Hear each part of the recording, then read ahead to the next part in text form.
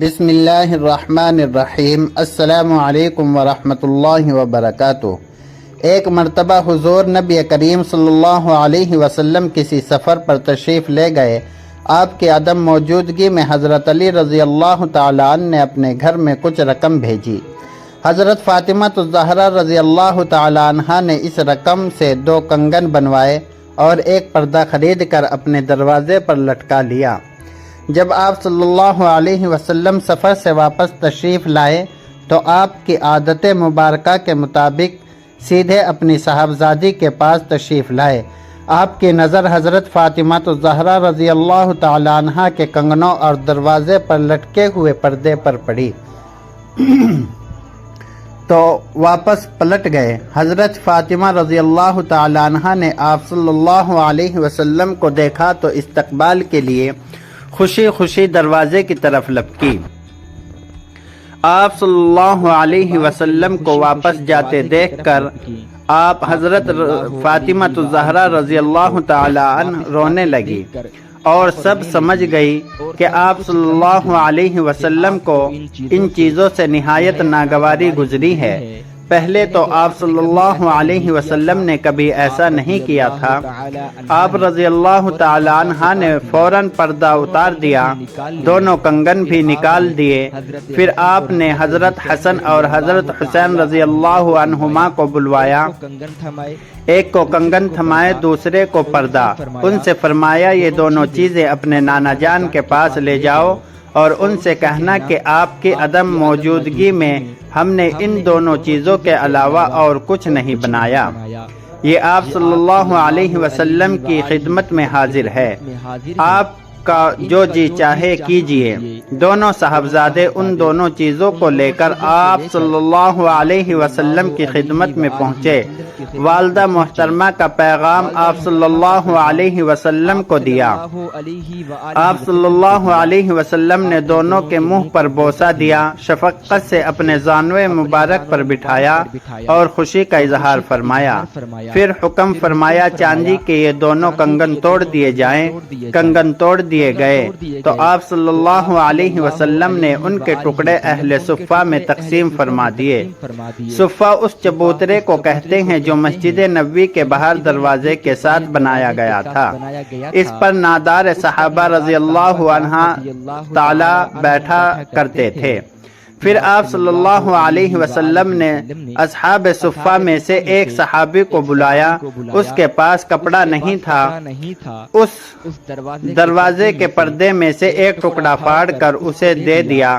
اس طرح ہر ایک کو تھوڑا تھوڑا اس پردے میں سے عنایت فرمایا۔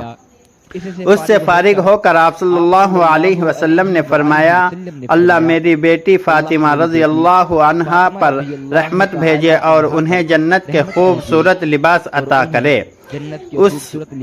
اسے بخشش کے بدلے جو انہوں نے کی اور اس پردے کے بدلے میں جو مسلمانوں کی ستر پوشی ہوئی، اور اللہ انہیں ان کنگنوں کے بدلے جنت کے زیور پہنائے جو انہوں نے غریبوں میں تقسیم کیے۔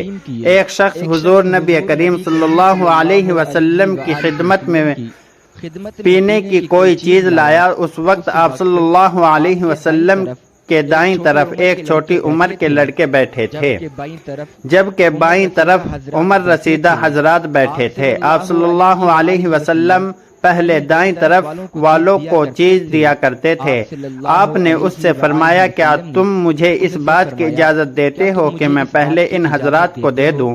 اس پر لڑکا بولا نہیں، با خدا نہیں۔ آپ نے حاصل ہونے والی متبرک چیز کے بارے میں ہرگز کسی کو ترجیح نہیں دے سکتا، پہلے میرا حق ہے مجھے ہی دیں۔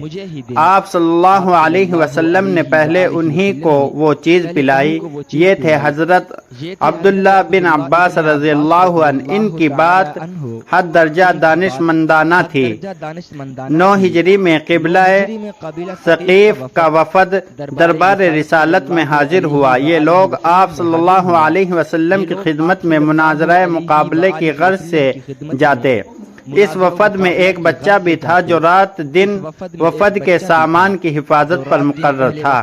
ایک دن کا واقعہ ہے کہ رات کو اہل وفد سو گئے تو یہ بچہ چپکے چپکے حضور کی خدمت میں پہنچ گیا اور خفیہ اسلام لے آیا۔ اس دوران وہ باقاعدہ اسلام کی تعلیم حاصل کرتا رہا اور حسب موقع دربار رسالت میں حاضری دیتا رہا اور قرآن کریم کی تعلیم بھی سیکھتا رہا۔ دوران حاضری حضور صلی اللہ علیہ وسلم کو خواب پایا تو جلیل القدر صحابہ رضی اللہ عنہم سے علم حاصل کر لیتا۔ اسلام اور قرآن کا یہ شوق خوش نصیب بچہ حضرت عثمان بن ابی العاص رضی اللہ تعالی عنہ کے بچپن کا واقعہ ہے۔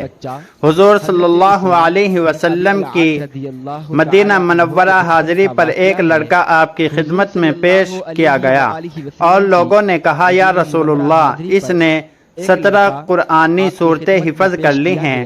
حضور نے امتحان کے طور پر کچھ سنانے کو فرمایا۔ لڑکے نے آپ کے سامنے سورہ قاف سنائی۔ اس پر آپ صلی اللہ علیہ وسلم نے مسرت کا اظہار فرمایا۔ حضور صلی اللہ علیہ وسلم کو جو خطوط یہود کے پاس بھجوانے ہوتے وہ یہود ہی تحریر کرتے تھے۔ ایک مرتبہ صلی اللہ علیہ وسلم نے ارشاد فرمایا یہود کی خط و کتابت پر مجھے اطمینان نہیں کہ وہ گڑبڑ نہ کر دیتے ہوں، تم یہود کی زبان سیکھو۔ اس لڑکے نے صرف 15 دنوں میں یہودیوں کی عبرانی زبان سیکھ لی اور باقاعدہ تحریر بھی لکھنا شروع کر دیا۔ اسی طرح حضور صلی اللہ علیہ وسلم کی خدمت میں یہودیوں کے جو خطوط آتے ان کو پڑھنے کی ذمہ داری بھی اس کم عمر کے ذمہ تھی۔ بعض روایات میں عبرانی کی جگہ سریانی زبان سیکھنے کا بھی آیا ہے۔ یہ لڑکا صحابہ میں حضرت زید بن ثابت رضی اللہ تعالی عنہ کے نام سے مشہور تھے۔ آپ اپنے زمانے کے جلیل القدر صحابہ میں شمار ہوتے اور بڑے مفتی سمجھے جاتے۔ خاص طور پر علم میراث کے ماہر تھے۔ ہجرت نبوی کے وقت ان کی عمر صرف 11 برس تھی۔ ایک مرتبہ حضور نبی اکرم صلی اللہ علیہ وسلم سے کسی نے پوچھا یا رسول اللہ صلی اللہ علیہ وسلم آپ اپنے بچپن کے بارے میں کچھ بتائیں۔ آپ صلی اللہ علیہ وسلم نے ارشاد فرمایا ایک مرتبہ میں اپنی بھیڑ بکریوں کے ریوڑ میں کھڑا تھا کہ میرے پاس 2 آدمی آئے۔ ان کے کپڑے سفید تھے۔ ان میں سے ایک کے لباس سونے کا ایک تشت تھا، وہ تشت برف سے بھرا ہوا تھا۔ انہوں نے مجھے لٹایا اور میرے پیٹ کو چاک کیا، پھر انہوں نے میرے دل کو باہر نکالا اور اسے چیرا، اس میں سے سیاہ لوتھڑا نکال ڈالا، پھر انہوں نے میرے دل اور پیٹ کو اس برف سے دھویا، یہاں تک کہ انہوں نے میرے دل کو واپس میرے پہلو میں رکھ دیا اور دل گویا پہلے کی طرح ہو گیا۔ سبحان اللہ۔ اب ان میں سے ایک نے دوسرے سے کہا ان کی امت کے 10 آدمیوں سے ان کا وزن کرو۔ انہوں نے مجھے تولا تو میرا وزن زیادہ ہو گیا۔ اس پر پہلے نے کہا 100 آدمیوں سے وزن کرو۔ اس نے مجھے 100 آدمیوں سے تولا، اب بھی میرا وزن بڑھ گیا۔ اس کے بعد مجھے 1000 آدمیوں سے تولا گیا، اب بھی میرا وزن بڑھ گیا۔ اب پہلے نے کہا بس رہنے دو، اگر تم انہیں پوری امت کے مقابلے تولو گے تب بھی انہی کا وزن زیادہ ہوگا۔ اللہ اکبر، سبحان اللہ۔ حضرت سلمہ رضی اللہ عنہ رسول اللہ صلی اللہ علیہ وسلم کے وفادار صحابی تھے، بڑے چست اور پھرتیلے اور تیز اندازی میں بھی بڑی ماہرانہ شان رکھتے تھے۔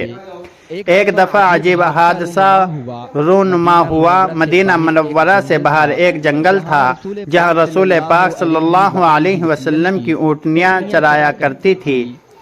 کافی ڈاکوؤں نے وہاں حملہ کیا، اونٹوں کے چرواہے کو قتل کر دیا اور اونٹنیوں اپنے ساتھ لے گئے۔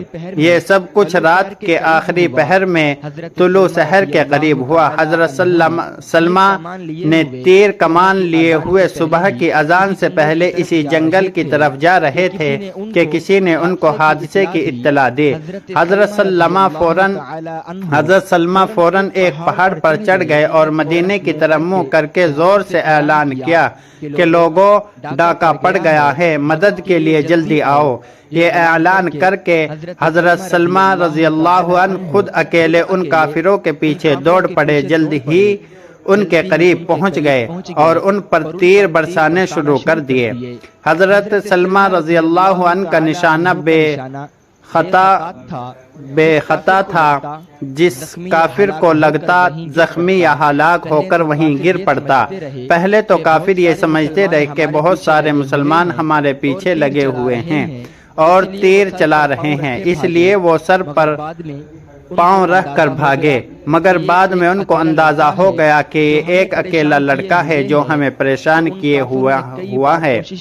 تو ان کافروں نے کئی بار کوشش کی کہ پلٹ کر حملہ کریں اور ان کو پکڑ لیں، مگر جوں ہی کوئی کافر گھوڑا موڑ کر ان کی طرف آتا، کسی درخت یا پتھر کے پیچھے چھپ جاتے اور تیر مار کر اس کے گھوڑے کو زخمی کر دیتے۔ وہ اپنی جان بچانے کے لیے واپس بھاگ جاتا۔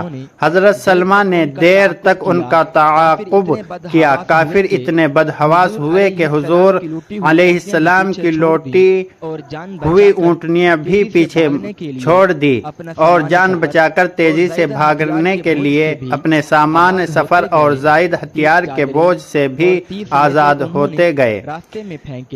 30 چادریں اور 30 نیزے انہوں نے راستے میں پھینکے اور بھاگتے چلے گئے۔ آگے چل کر ان کافروں کی ایک اور جماعت مدد کے لیے مل گئی۔ اب ان کی جان میں جان آئی اور سب نے مل کر حضرت سلمہ کو گھیرنے کی کوشش کی۔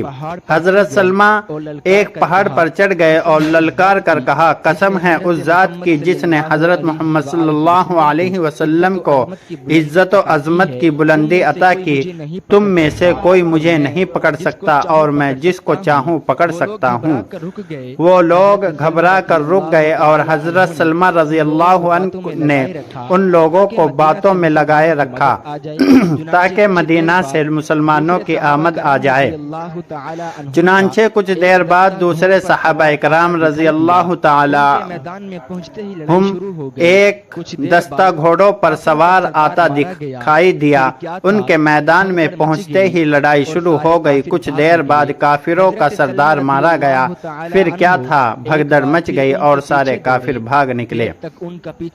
حضرت سلمہ ایک بار پھر ان کے پیچھے دوڑے، دیر تک ان کا پیچھا کرتے رہے، یہاں تک کہ شام ہو گئی۔ بھاگنے والے کافر ایک تالاب کے پاس رک گئے تاکہ پانی پی لیں، مگر جب حضرت سلمہ رضی اللہ عنہ کو آتے دیکھا تو خوف کے مارے برا حال ہو گیا اور پانی پیے بغیر ہی بھاگ کھڑے ہوئے۔ اللہ اکبر! اللہ پاک ہمیں بہتر عمل کرنے کی توفیق عطا فرمائے۔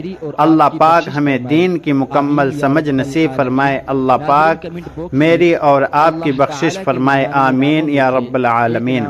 محترم ناظرین، اگر یہ ویڈیو آپ کو اچھی لگی یہ واقعہ تو برائے مہربانی دوسروں تک شیئر کریں اور ہم